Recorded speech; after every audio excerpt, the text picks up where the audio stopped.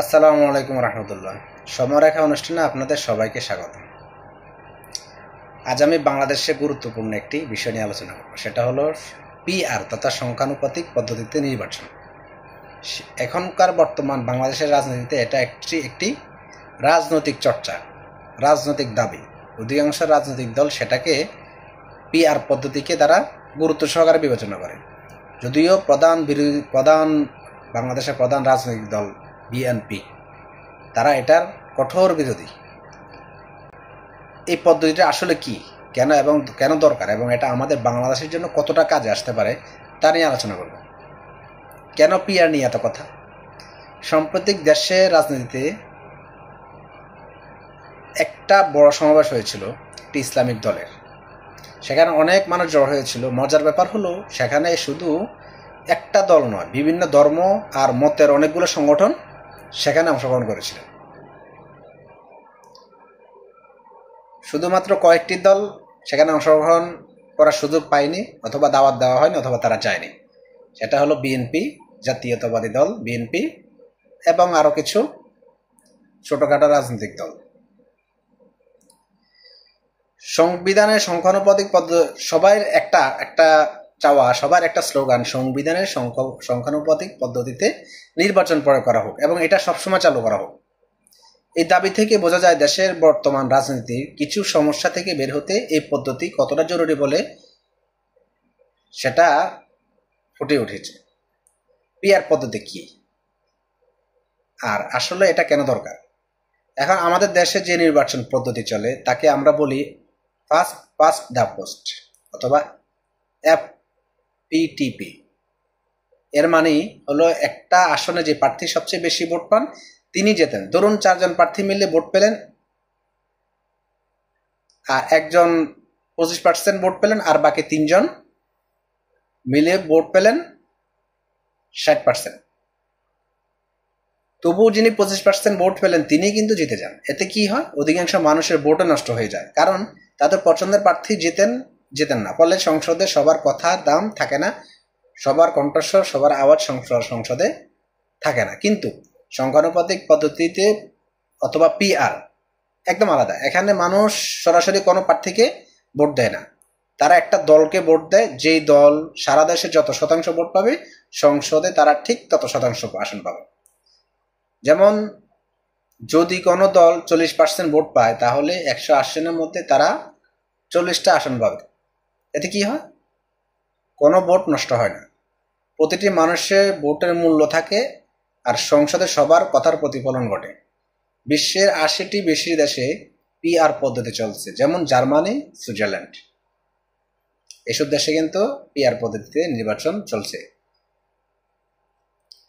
PR পদ্ধতির সুবিধা, রাজনীতি কি এটা বদলাবে?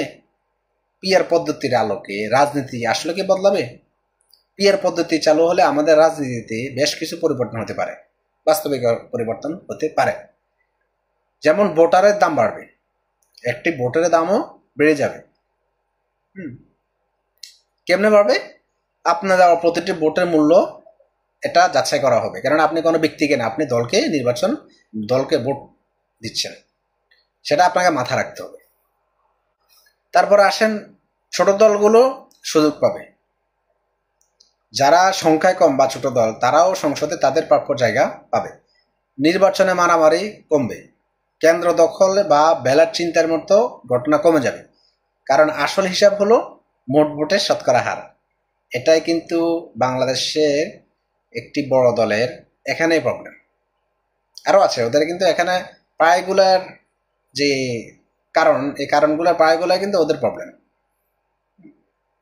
এরপরে দেখেন, কমিশন নমিনেশনের যে একটা বিষয় নিয়ে, নমিনেশন নিয়ে যে টাকার খেলাটা, সেটা কিন্তু অনেকাংশ কমে যাবে। টাকার জন্য নমিনেশন পাওয়া কঠিন তখন হয়ে যাবে, যোগ্য কর্মীরাই মূল্য পাবে। নীতি ও আদর্শর কদর বাড়বে। কে কত লোক আনলো সেটা বড় কথা না, বড় কথা হলো তার পরিকল্পনা, এরপরে দলগুলো বারো পরিকল্পনা বা নীতি বা কি বা অন্যান্য জিনিসগুলো, সেগুলো নিয়ে আলোচনা হবে, এবং সেগুলোর উপর নির্ভর করে কিন্তু মানুষের বা একটি রাজনৈতিক দলের কদর বাড়বে। হানাহানি, মারামারি, কাটাকাটি, হ্যাঁ, এগুলো করার ফলে যেই দলে এগুলো করব তাদের জনপ্রিয়তা অনেকটা হ্রাস হয়ে যাবে, তারা জনপ্রিয়তা হারিয়ে ফেলবে। হ্যাঁ, আর সরকারের জবাবদিহিতা অবশ্যই বাড়বে। যদি একক দলের ক্ষমতার কারণে সংসদের মধ্যে বিরোধী দলের কোনো মূল্যায়ন থাকতো না এবং জনসাধারণের যে কণ্ঠস্বরগুলা পাঠানো হতো সংসদে তারাও অনেকটা বিকিয়ে হয়ে যেত। এর ফলে কি হতো, কোনো জবাবদিহিতামূলক কোনো কিছু করতে পারতো না। জনগণ তখন জিম্মি হয়ে থাকতো ওই সংসদে যারা আছে তাদের প্রতি, পুরো জিম্মি হয়ে থাকতো। আর এর ফলে প্রায় এই কারণে প্রায় জোট সরকার মানে হওয়ার ফলেও কিন্তু মানুষের সংসদের চরিত্র পাল্টায়নি। আর এটার ফলে কি হবে, এটার পরে হলো একক দলের ক্ষমতা কমবে, কারণ প্রায় জোট সরকার হবে। হ্যাঁ, এতে সরকার আরো সাবধানে কাজ করবে, জবাব দিতে থাকবে এবং জনগণের কাছে জবাবদিহিতা করতে বাধ্য হবে। হ্যাঁ, তবে পিআর পদ্ধতি নিয়ে সমালোচনাও আছে। অনেকে মনে করেন এতে কোনো দল এককভাবে শক্তিশালী সরকার গড়তে পারে না, ফলে জোট সরকার দুর্বল হতে পারে বা বরাবর সরকার পরিবর্তন হতে পারে, প্রতি ক্ষণে ক্ষণে সরকার পরিবর্তন হতে পারে, 1 মাস 2 মাস অথবা 1 বছর এরকম সরকার পরিবর্তন হতে পারে। এটা একটা খারাপ দিক, যেটা দেশের জন্য মারাত্মক ধরনের একটা অর্থনৈতিক একটা এফেক্ট হতে পারে। যদি এমন হয় শক্তিশালী সরকার গঠন যদি না হয়, তাহলে জোট সরকার দুর্বল হয়ে পড়বে এবং বারবার সরকার পরিবর্তন হতে পারে। বাংলাদেশের মতো দেশের রাজনৈতিক দলগুলোর মধ্যে যে অবিশ্বাস সম্পর্ক আছে, তাতে জোট সরকার চালানো কঠিন হতে পারে। আমাদের বাঙালি জাতি হলো যাহাই দেখি তাহাই আমরা বলি, কিন্তু আমাদের চিন্তক শক্তিটা খুবই দুর্বল বাস্তবিক অর্থে।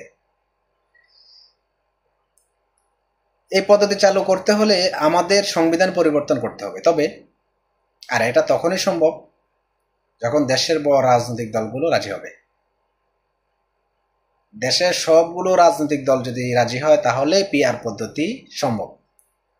বর্তমান বাংলাদেশে পিআর পদ্ধতি কতটুকু যৌক্তিক, যদি সব রাজনৈতিক দলের মতামত বা মত ভিন্ন হয় তাহলে এটা সম্ভব না। যদি তাদের সবগুলোর মত যদি একই হয় তাহলে এটা সম্ভব। এখন আমার প্রশ্ন হলো, আপনি কি চান বাংলাদেশে সংখ্যানুপাতিক পদ্ধতি অথবা পিআর পদ্ধতিতে নির্বাচন চালু হোক? আপনার মতামত নিচে কমেন্টে জানান। শেষ করার আগে আবারও সবাইকে ধন্যবাদ। আসসালামু আলাইকুম।